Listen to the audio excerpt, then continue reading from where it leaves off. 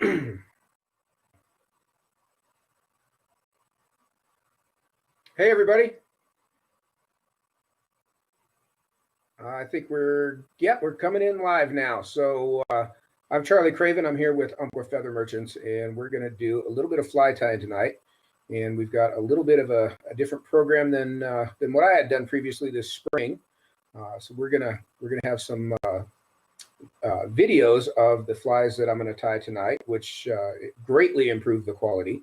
And then I'm going to be answering questions in between. So there'll be a little break between each fly, and they'll be feeding me the questions so that I'll be able to answer them as we go. We'll take the time that we need. We've got 4 flies scheduled for tonight. Sounds like we're going to do a Juju Baetis and a 2-bit hooker and a couple new patterns for 2021, my problem child, and finally we're going to finish with the Fat Angie, which is a big dry fly that I'm pretty excited about. So we're going to get going on that.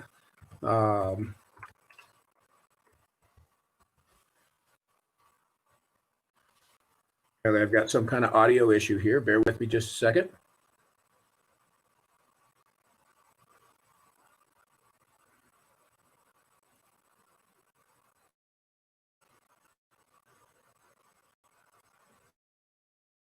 Is that better, guys?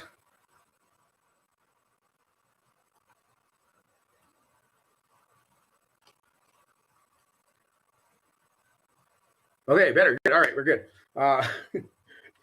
So we're all new to this program, or at least I'm new to this program. Sam and Russ are in the background making this all work, and probably sitting in their underwear, which, truth be told, I am as well. So, like I said, we're going to tie a 2-bit hooker, a Juju Baetis, a Fat Angie, and a problem child, which are patterns for 2021. So those are patterns people probably haven't seen yet.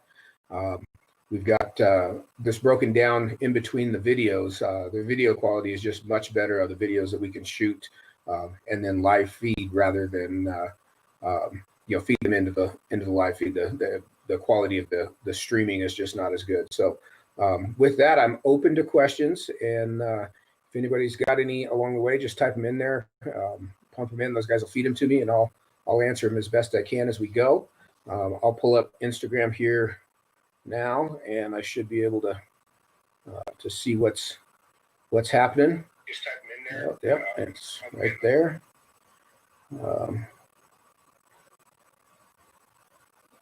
Somebody was hoping to see the swim coach. The swim coach is on the one we did in March, so we have already covered that one.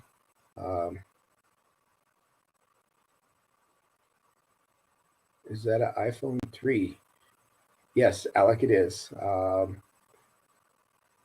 Sculpin Zudler in the Instagram post.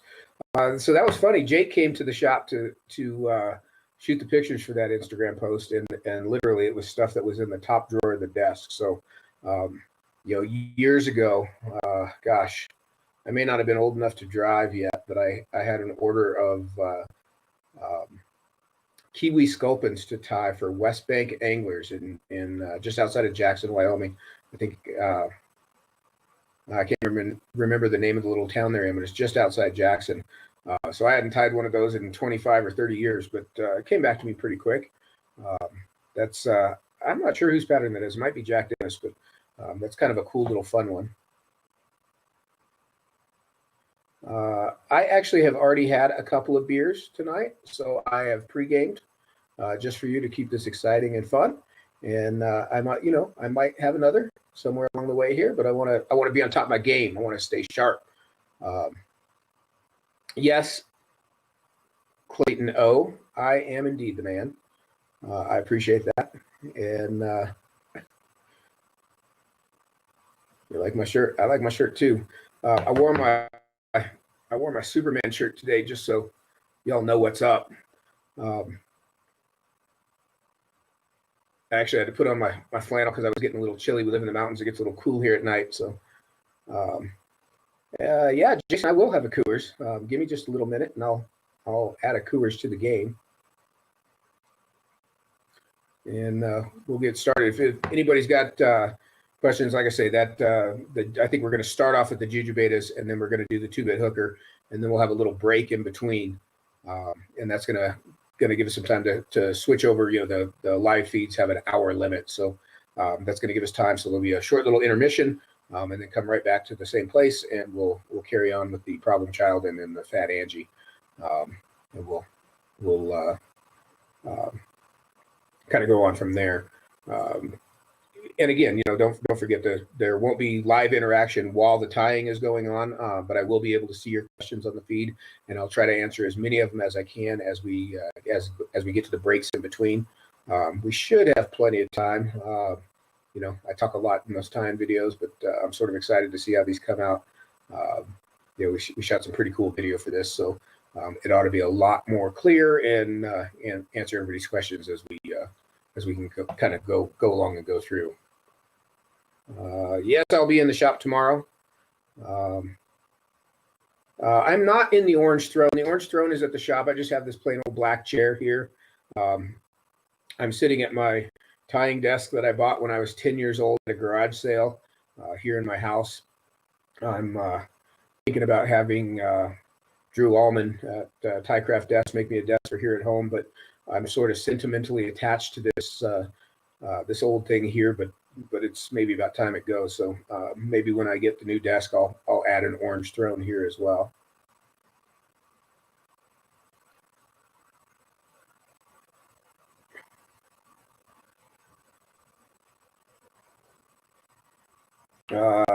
Let's see. Website taught me all the basics of tying. Thanks so much for continuing. Yes. That's sort of the whole idea about why I've written the books and done the website. When I was a kid starting to tie, there was just very little information and nobody wanted to share it. So I try to be as free and open with it as I can. And I don't keep secrets. I try to spread everything out and make everybody better tyers. That's sort of my whole game. There's no sense in keeping a bunch of stuff to yourself. That doesn't help anybody. And hearing things like that actually is really nice. I enjoy that people are enjoying the site and that it's helping. So I appreciate that. Thank you. Yeah, Blake, I'll try to stay dry tonight because I am not in your boat. That was Blake Clark from Wyoming Trout Guides, one of my favorite people in the world. He is the namesake of the swim coach. He not once but twice I've come out of his boat. Second time wasn't his fault. We'll just leave it at that.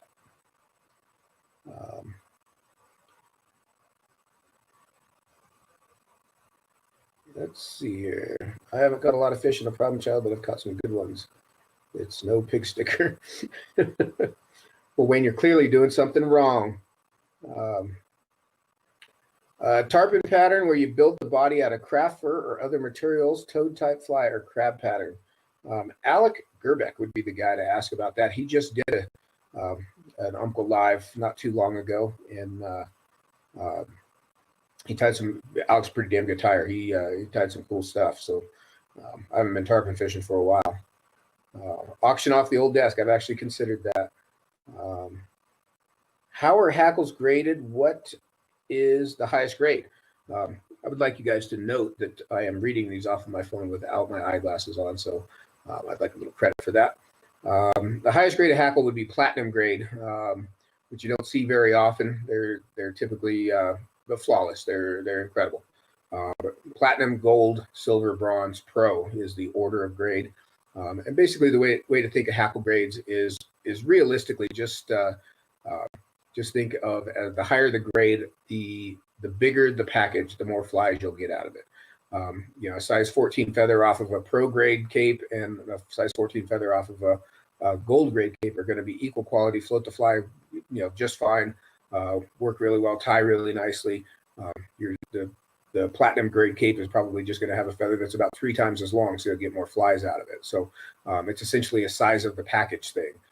Pro grades are absolutely adequate to tie with. Most of the capes that I've got, and shoot for that matter, most of the saddles I've got these days are pro grades as well. So hope that answers. That's a good question. Is there another book on the horizon? There's a dry fly book that I'll probably start on next winter. My publisher, Jay Nichols, editor, I should say, Stackpole is the publisher. We don't like to stack the books on top of each other, so we just came out with a streamer book this last spring. Came out in April, right at the beginning of COVID, perfectly timed. That one is gonna get a couple years before we put the next one out, so I'll probably start on the dry fly book this next winter, not this year, but next year. The People's Champ of Fly Tying. That's nice to hear. I appreciate that. Who would play you in your biography film? That's a good question. I'm open. I'm open to suggestions there. Probably missed it. Umpqua is what? Okay. I saw your question on Instagram the other day. The way you pronounce Umpqua is Umpqua. Umpqua is a river in Oregon, which is near the town of Glide, which is where Umpqua originally started.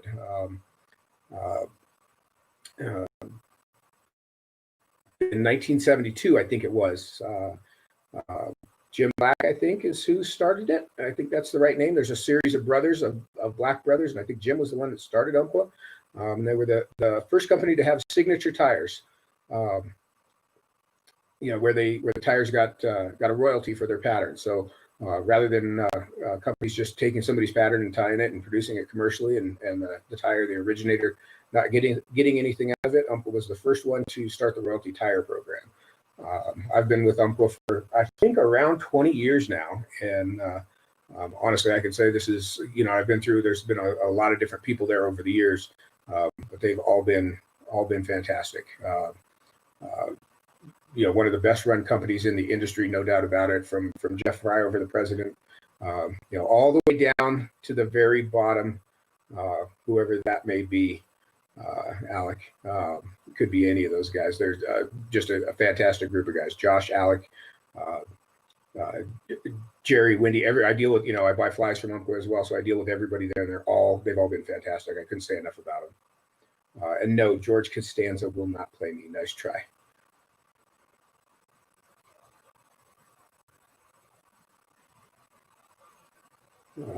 Let's keep them coming here. I'll try to answer some more.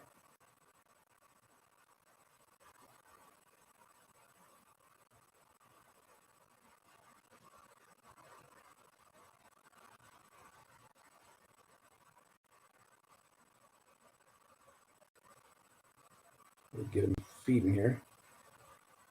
I hope that answer makes sense. Let's see. Somebody has asked, how long does the process take for me to design a fly until it hits the catalog fly shop bin? That's on my end of it, it can take it usually takes at least a year. From when I first hatch an idea, I hatch a lot of ideas during the winter, just kind of thinking about patterns, and kind of winter is when I get a little bit more time to sit down and tie and kind of develop things and kind of polish up a pattern. But so that leaves it where very often I can't go fish the fly, if it's a summertime pattern or a hatch matcher kind of thing. So at least a year, from when I have it. A lot of the flies that I have in Umpqua, I've had in my own box for maybe 2 or 3 years before I submit them. It goes around for a fairly long time. Once they're submitted, Umpqua typically, it depends on the time of year, but typically works through them fairly quickly. The catalog comes out in the spring, around I don't even know what month it comes out in, but if I submit a fly, they usually have the new batch kind of coming around in the next catalog. So I would say 1 to 3 years on my end of it, and then Umpqua itself is as fast as the next batch of new flies comes out. They have been very good to me as far as getting the flies produced, in a timely manner. And I'm lucky enough to say that I've got a bunch of patterns in there now. So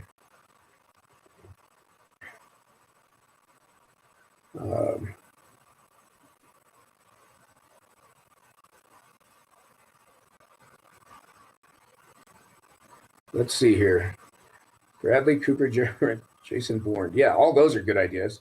Do you set out to design a new fly? Does it just happen from experimentation? I generally, as I come up with patterns, I generally try to solve a problem. So very often new patterns come to me from failures of existing patterns, or even patterns of my own that I want to improve. So I'm always trying to look at a fly to make it float better, or sink better, or swim better, or be more durable, or improve it in some way. So I very very rarely sit down to design a new pattern just out of nowhere. But when I look at the patterns that exist, I fish them and kind of see what the liabilities are, and then I can try to eliminate those. 100 pack. I'm kind of going backwards here. 100 pack hackle versus a full cape. If there's a quality difference, no. 100 packs are made from saddles, but they're equal quality. There's no difference in quality. It's just smaller quantity of feathers. Let's see here. Favorite fly to tie and what your top 5 to have in the box. I still enjoy tying parachute Adams. I tie them all the time. I use a lot of them during the summer, so that's a fun one for me. Humpy has always been, that's been one of my favorite flies since I was a kid. I still love tying those. Really, I'm excited about tying any pattern that I haven't tied a ton of before, or the pattern that's working right now at the moment, and that's sort of my favorite pattern. Varies by day. If it's the hot fly, that's a little more exciting to tie. So these guys are telling me we're about to start this first video, and I think this first one coming up is the Juju Baetis. It's one of my biggest selling patterns, one of Umpqua's biggest selling patterns. It's my go-to. This fly is not a surprise to me at all. It always works. We'll turn the video on now and walk you through how to tie a Juju Baetis. Keep your questions coming. I'll try to keep track and answer them here in the break in between. Thanks for tuning in, guys.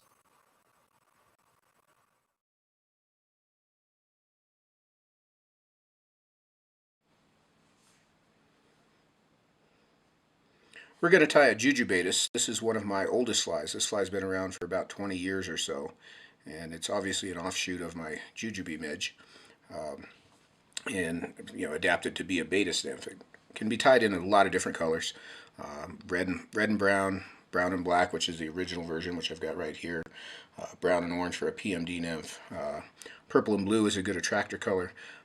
Obviously the colors are not limited. Super Hair comes in a pile of colors, and you can mix and match those at your discretion. But what we're going to do here is we're going to start with the Tiemco 2488, and I'm going to tie you a size 16 just because it's big enough to show up on the screen well.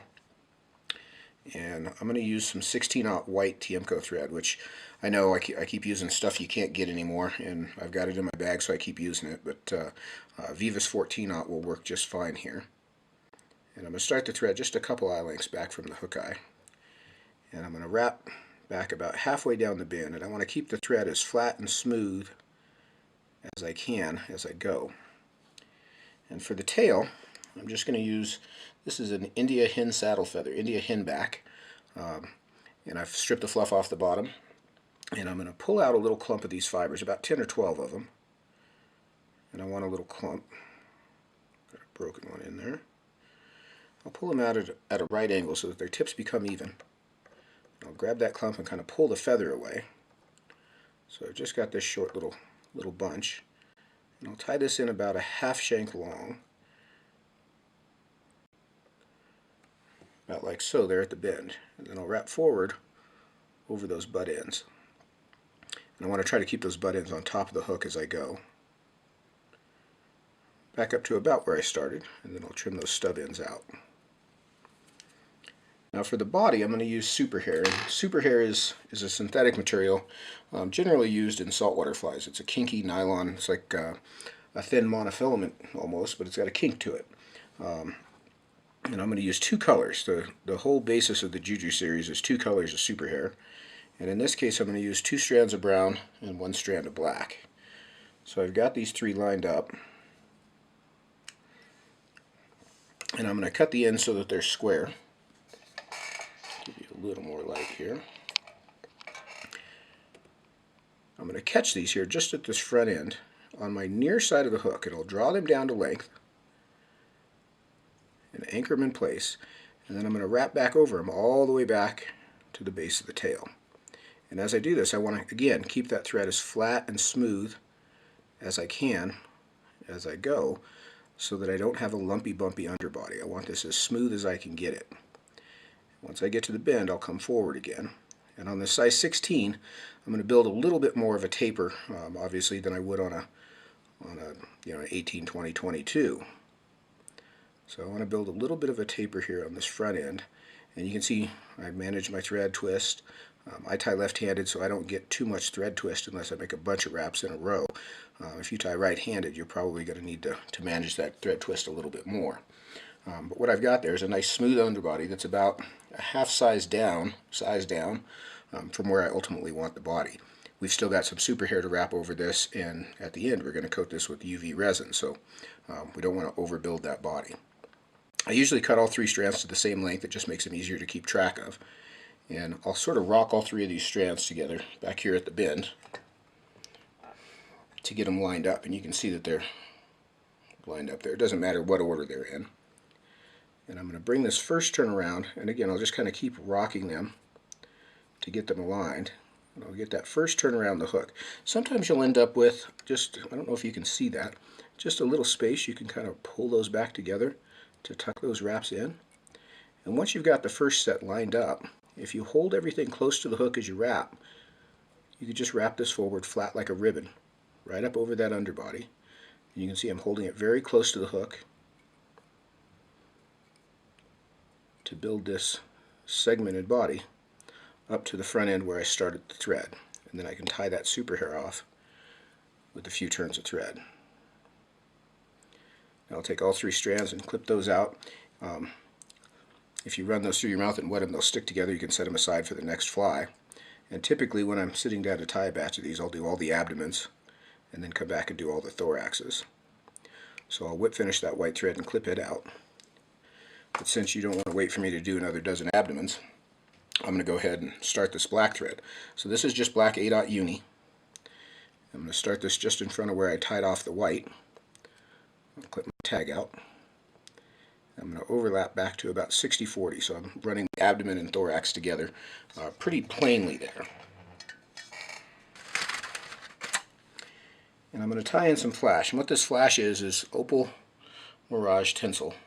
And this is medium size. So I'm going to take a piece of this, and any of the tinsels that come off of a spool have a curve to them. So anytime you've got a curved piece of material, always tie it in with the curve down, curve toward the hook. If I tie it in this way, that piece curls around and is in the way while I'm trying to tie the rest of the fly. It only took me about 10,000 of these to figure out to tie this in curved down, so I'll pass that along to you and save you some trouble. So what I'm going to do to tie this in is I'm going to stand this up on the near side here and let my thread roll it to the top. And I'll just catch it with just a turn, maybe 2, but just a turn. And then I can sort of tweak this end to get it lined up right on top of the hook. And I've got to do that here on my side, so that it's square up on top of the hook. Then I can wrap down over the stub ends to lock that in place. For the wing case, I'm going to use some gray fluorofiber. And fluorofiber is a very fine crinkled material. Makes perfect legs on little Baetis nymphs and midges. Comes in a bunch of colors. And I'm going to take a dozen strands. So on a size 16, I'm going to use 12. On a 22, I might use 8. 20 might be 10. At 18, you can kind of go either way. But what I've done there, the reason I counted them is so that you have a general idea. You don't have to count them every time, but count them once anyway, just so you know what 12 looks like. It looks a lot more like this than it does like that. And that's one of the most common things I see is way too many strands. So I'm going to move my thread back here a bit. I'm going to catch those strands, and I'm going to draw them down so that they're just behind the hook eye. And then I'll wrap over them right up to the base of that wing case. I usually go maybe 1 extra thread wrap back just to make sure that everything's butted. And then I'll start to build my thorax. And my thorax here is just going to be sort of an egg shape of thread. I'll fatten them up a little bit. And again, a 16 is fatter than an 18 or a 20 would be. And I want to leave myself some relatively bare shank up here behind the hook eye. So now I'm going to fold the wing case forward. So I'll pull that fluorofiber forward, and I want to pull it taut. And I'll bring my thread over the top, but I'm going to keep that fluorofiber tight so that it holds the thread up off of the hook, and then I can pull straight down on the thread to center that wing case, and I'll lock it in with 1 more turn. I'm going to take my flash forward and catch it with the turn, and then put 1 more. Then I'll fold the front end back and catch it again with a couple of turns. And that just keeps that flash from ever pulling out. So now I'm going to divide my butt ends, 6 to a side because I know I've got 12. And I'll kind of roll them in my fingers here, and that helps to divide them. I'm going to pull the near side back just slightly low on the hook and let my thread drag it up to in line with the shank. Just get a turn or two. And on the far side I'll hold just a bit high so my thread drags it down. Then I'll cover those butt ends and I can come in and whip finish right on top. Now the thread head on this fly should be slightly oversized. I can clip that thread out now. Now we're going to do the wing case and legs, or clip out the flash. So I'm going to come in and just nick the edge of the flash.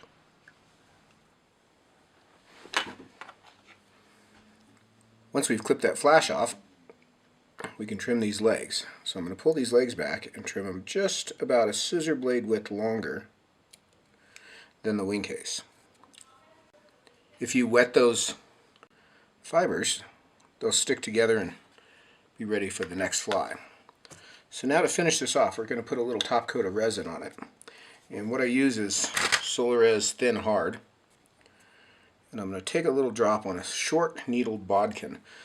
We have these made for us by Brian Schmidt now. Dennis Collier was the originator.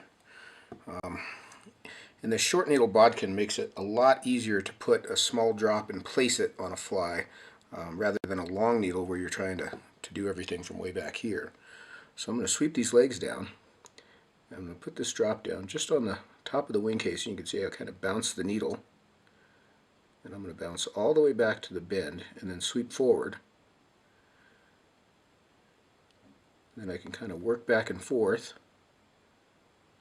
making sure I coat the entire upper surface here. I want to be up onto the thread head and kind of get a teardrop shape going. And once I've got that shape, I'm going to cook that with my UV lamp.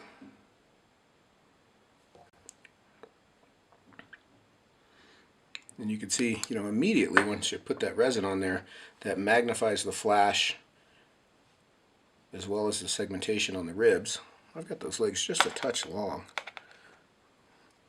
I'm going to knock them down one more time.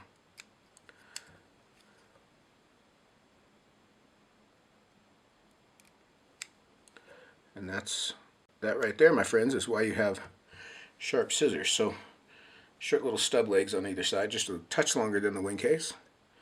And that's our finished Juju Baetis. It's a really a near perfect mayfly nymph imitation, particularly in small size stuff. The original color here, this brown and black, is the one that I fish most often. If I see fish sitting in a riffle, this fly goes directly on my tippet, and they eat it nearly every time. I also tie it in 2 red with 1 brown. Everything else is the same. 2 purple and 1 blue, and 2 brown and 1 orange. I'm sorry, 2 orange and 1 brown for a PMD nymph, which is right at home on this size 16 hook. But a pretty versatile fly. You can tie a bunch up. It's really a pretty fly when it's all done. And when you put these in your hand next to the real critter, it's a dead ringer.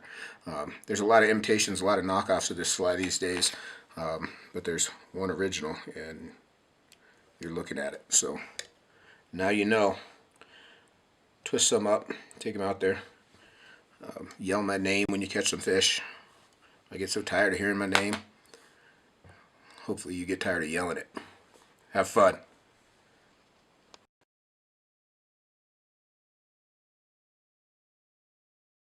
of hearing my name. Hopefully you get tired of yelling it. All right, I think we're back.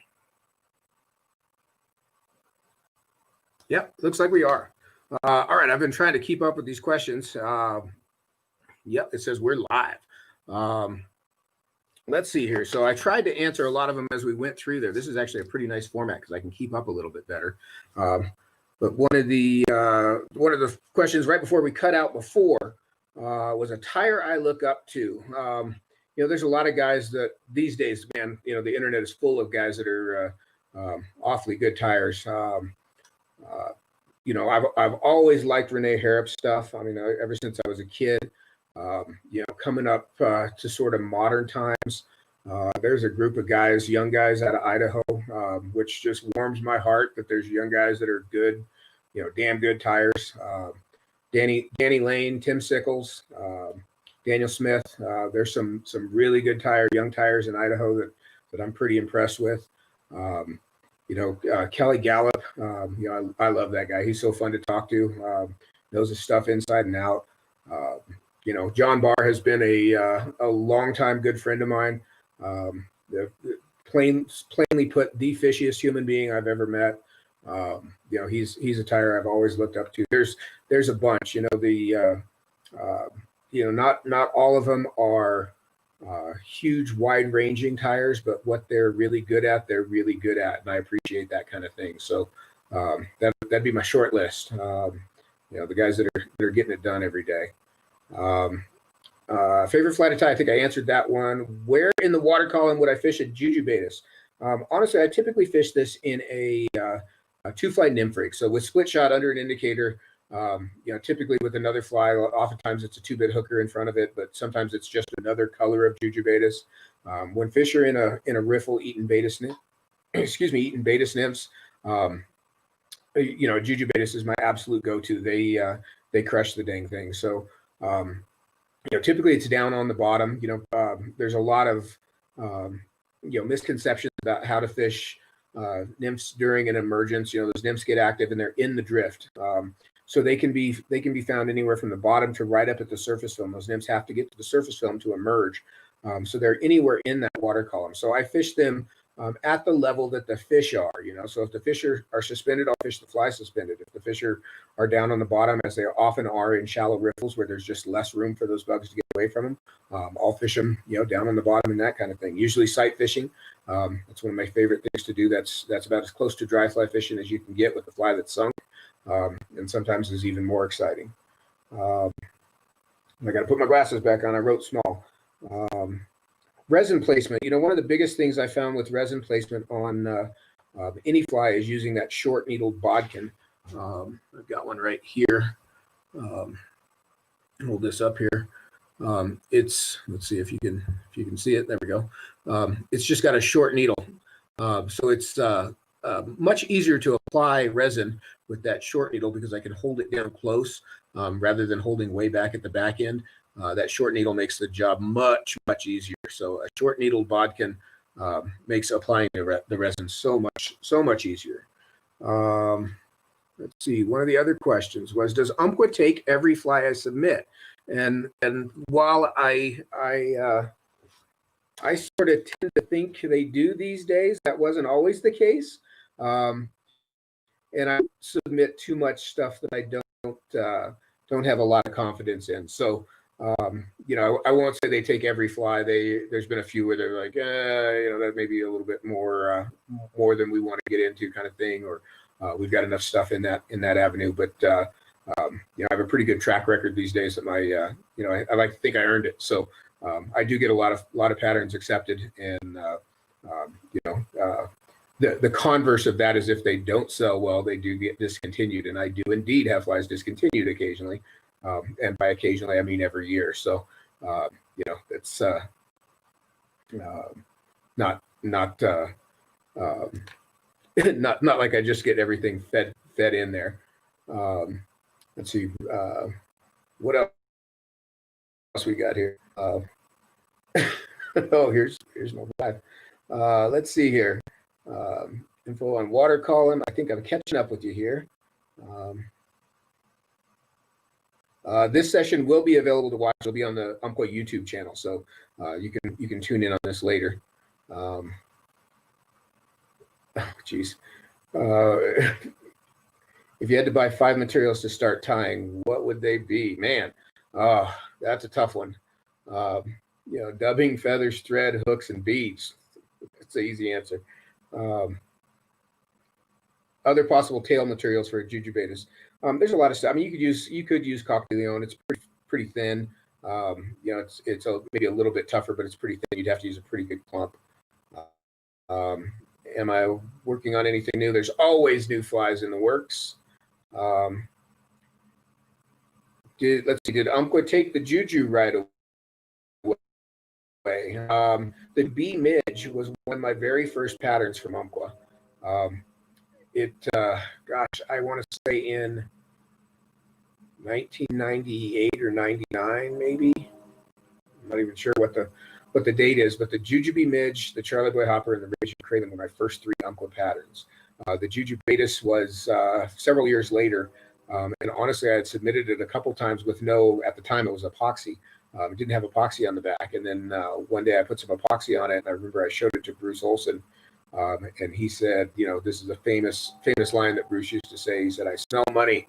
That's going to be a good one. That's going to be a seller." So they finally picked that one up. It did take a while, but they finally picked that one up, and here we are off to the races. So, no, they don't always take the same one right off the bat, and sometimes it's worth resubmitting or just keeping it on the radar. Let's see if I can keep up here.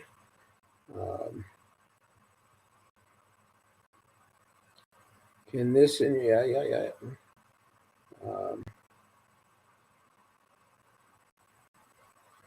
Videos on the YouTube. Yep. Favorite water socks. I do look taller on Instagram. I am taller on Instagram. And whiter too.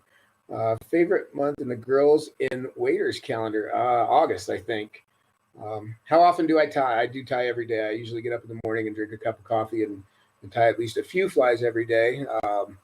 I tie a lot more if I had time. My favorite thing to do if I've got a day off without a busy schedule, one of my very favorite things to do, and always has been, to sit down and tie flies. That's where I can kind of get creative and start to develop things. And like I said, I do that a lot during the winter when it's cold out. We're kind of socked in a little bit. I can get down and spend some time, and, kind of get to work on some new stuff, even if it's just refilling my box. It lets my brain kind of clear out and kind of run on to the next thing. Let's see. There's one last question here. We're going to go to this next video. What's more important, matching the hatch, color, or size? Oh boy, yeah. I mean, matching the hatch. You want to be fishing what they're eating.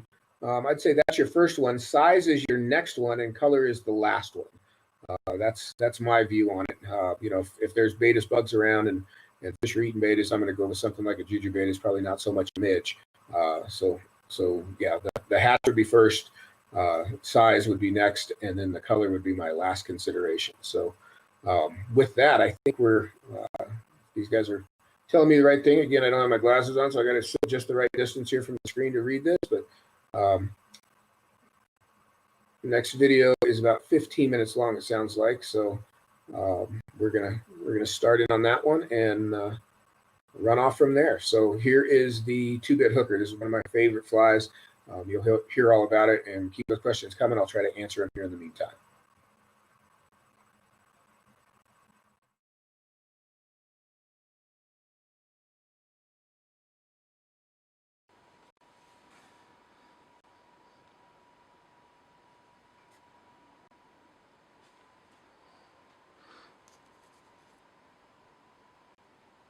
All right, this one's going to be a 2-bit hooker. This is one of my very favorite flies, certainly one of my most popular commercial patterns.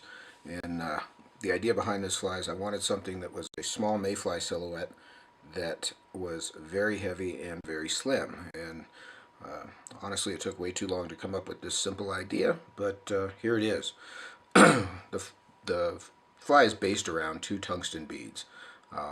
And in the case of this size 14, I've got 2 3/32 inch copper colored tungsten beads. I'm going to tie a red 2-bit hooker, so I'm going to use the copper beads. The hook is a Tiemco 3769, which is a standard length nymph hook. It's not an extra long, so standard shank length, 2 extra heavy nymph hook. So the fly seems a bit stubby to start with, but you'll see when it's all finished that sort of contributes to its skinny profile. So I've put both those beads on in the conventional manner, small hole toward the hook eye, just one in front of the other. And I'm going to start with some 70 denier UTC thread. And again, I'm going to use red here. I tied this fly in red, brown, black, olive, light olive. Purple is a new one that's coming. So the colors are really just up to you. So I'm going to start that thread just behind that second bead and cord my thread up just a bit. And I'm going to wrap back to the bend, and that's where the thread will hang about even with the point on the barb there. For the tail, I'm going to use a Coq de Leon hen saddle feather. This is dyed tan, dyed ginger, I think is what they call it. And I'm going to take a little clump of these. You can see on this feather, this is a really good example of a feather. You can see this top edge here, how stark that edge is, how clean it is. That tells me that those fibers are webbed right up to the tips. They're going to be very durable, a little bit thicker. They're going to hold up well. So I'm going to take a clump of 8 or 10 of these.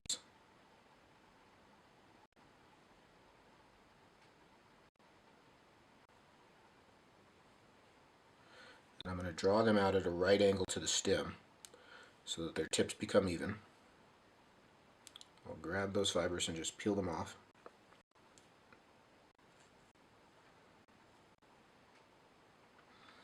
I'll take that little bundle and I'm going to tie it in at the bend.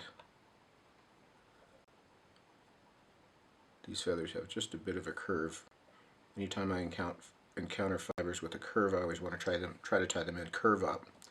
So I'll tie those in right at the bend with just a turn of thread. Just a single turn there is all I've used. And now for the ribbing and what will ultimately become the tying thread. I'm going to tie in some, this is Tiemco 16-aught, but Viva 16-aught will work fine as well. And I've got it in a bobbin because it's going to become my tying thread. For the moment it's going to be my ribbing, but it's going to become my tying thread. So I'm going to take the end of that thread and lay it here across the intersection with the thread at the bend and catch it there and drag that tag end down just behind the beads.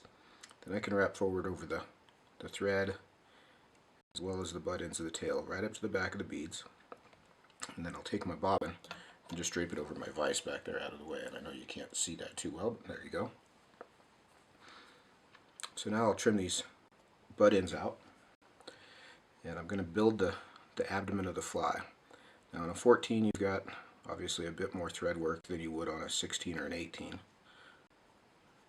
But what I want to do is make sure I get a nice red colored, solid colored body with a bit of a taper to it. So I'm pulling fairly hard on the thread, and that's to keep everything stacked and neat and even.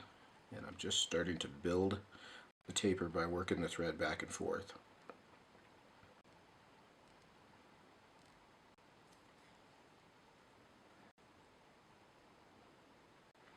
Once I'm happy with that taper, I'll come in with my whip finisher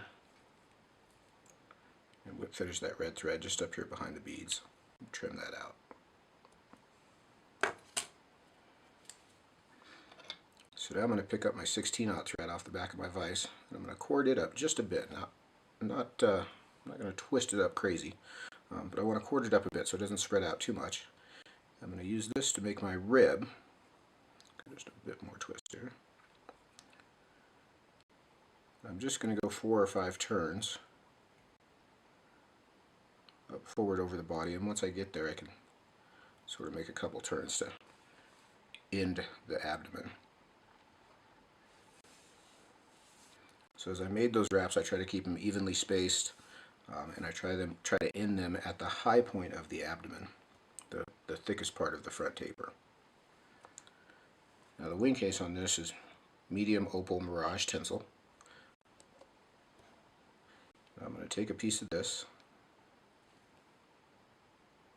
clip the end square, and my trick for tying this in is I'm going to stand this up on edge along the near side of the hook, and I'm going to let my thread roll it to the top and just catch it with a couple of turns. At that point I can then sort of tweak this in back and forth. You can see I can move that to square that up on the hook. Get it here where I can see it. And I want it to lay flat down the back of the fly. Once I'm there, I can anchor it down with a couple more turns, and you can see that, put this up for you, this has got a curve as it came off the spool. Anything that's got a curve I always tie in curve down, that way it will curve back out of my way and not be in the way while I'm trying to tie the rest of the fly. So now the thorax is mahogany superfine dubbing. And I'm going to take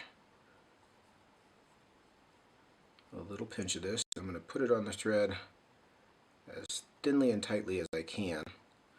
I'm going to use this to fill the gaps between the beads, and I'm going to use it as a base for the leg, so I want it to be dubbed down tightly.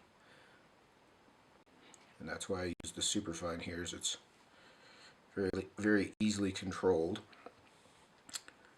So I'm going to begin to wrap this stubbing back here behind this bead, right up to the base of the wing case. And I want to build a ball back here. It's just about the size of the bead.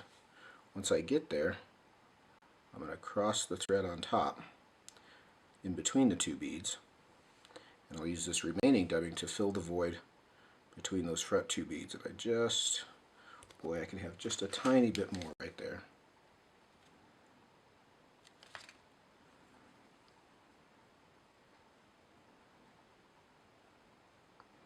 I just want to fill that neck, there we go, neck up between those two beads so that there's no movement. You can see the dubbing crosses across the top. So now we're going to do the legs. I'm going to use that same hen feather. I'm going to take a clump that's probably 20 fibers.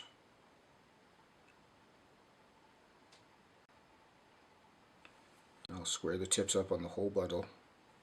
This is probably a few more than 20.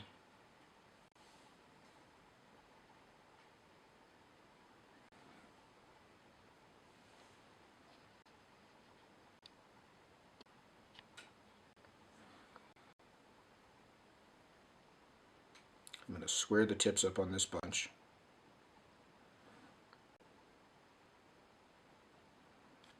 Peel them off the stem. And what you're looking at here is the inside of the feather. What I'm going to do is divide this clump in half. I'm not cutting anything, I'm just using my scissor blades to divide it. And I'm going to take this clump, and I sort of peel that separation point down in my finger so I can hold them that way. I'm going to set it on either side of the hook, and I want the tips to come back somewhere between the point of the hook and the point on the barb. So somewhere right in this area. That's the length that I'm shooting for. So I'll lay them in place along the sides of the hook and pinch them down in my material hand. You can sort of see how those fold or tend to over the hook. I'm going to take a loose turn all the way around and then start to tighten it toward me. And I can sort of push those legs with my thread tension to get everything adjusted. I'll separate those butt ends. Now with the butt ends, can't quite see this, I can sort of tweak these butt ends to position the legs to shorten or lengthen them.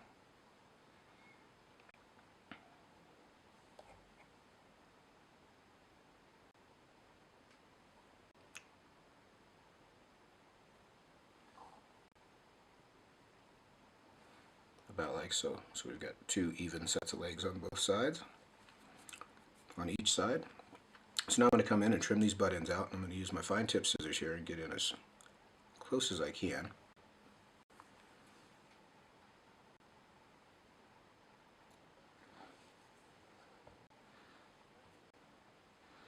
Then I'll take just a couple turns, and you can see how that dubbing underneath those thread wraps is sort of hard and rigid, so I can make those wraps without it sinking down into that. If you use soft dubbing there, your legs will stick out a lot more. So now I'm going to grab my flash and I'm going to pull it over the top, and I want to make sure that it's centered. So I'll square it up and I'll catch it with a couple of turns. So it's right square over the top of the thorax. And you can sort of tweak that back and forth as needed to get it positioned. And then I'll take the tag end here and I'll pull it back and catch it with a few more turns there. Just a more secure method of anchoring that flash so it won't come out. And I'll come in with my whip finisher. Make a nice clean neat thread head over that tie down and trim my thread out. And I'm going to lift the flash and just nick the corner of it and then tear it off. And that way I don't end up with a stub that sticks out across the top of that tie down. If I hold that just right, you can see how small that piece that's left is. So that's not going to stick up through my resin. I'm going to get everything positioned here. And now we're going to put our UV resin on here. And what I've been using is Solarez. This is the best stuff. This is the thick, hard formula. This is the best stuff that I found by a long shot. It dries very quickly, very hard, and with absolutely zero residue. So I'm going to take just a little gob of this. Got a bubble there. And I'm going to sweep the legs down. And using my short bodkin, I'm going to drop right on top of that wing case. And you can see I'll sort of bounce the needle all the way back to the base of the tail. And when I get there, I'll sweep forward again. Now I've picked up just a bit more than I need here, so I can adjust that. And in the meantime, I'm going to make sure I've got the wing case covered edge to edge, up onto the back of the front bead, and just sort of finish out my taper. And what I'm shooting for here is sort of a teardrop shape across the top of the fly.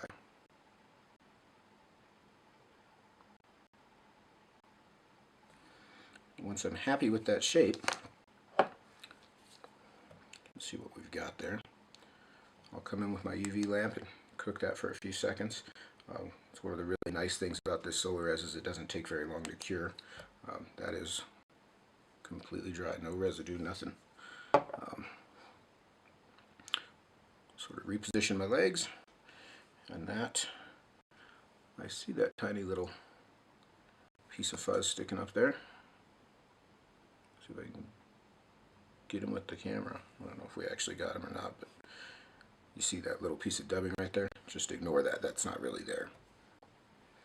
That's our finished 2-bit hooker. Again, one of my favorite flies. Great dry dropper fly. I fish this fly, boy, every day during the summer, every day during every season for that matter. Particularly in size 14 with the 2 big beads. On a size 14, it's 2 3/32 beads. On a 16, it's 2 5/64. On an 18, it's 2 1/16 inch beads. So the bead size goes down per hook size, but the size 14 is the heaviest one of the bunch. Really a slender fly. There's not a lot of material sticking out from this fly to slow down its sink rate. So this fly is a little bomb. It goes straight down. It's very heavy and very slender, and the fish do love it. This is a fish catching fly. No two ways about it. Really fairly easy tie. Get you a couple packages of tungsten beads and a package of hooks. Remember, you're using 2 beads per hook, so you'll need more of those than you think. And twist them up for your box. I'm sure you're going to like it.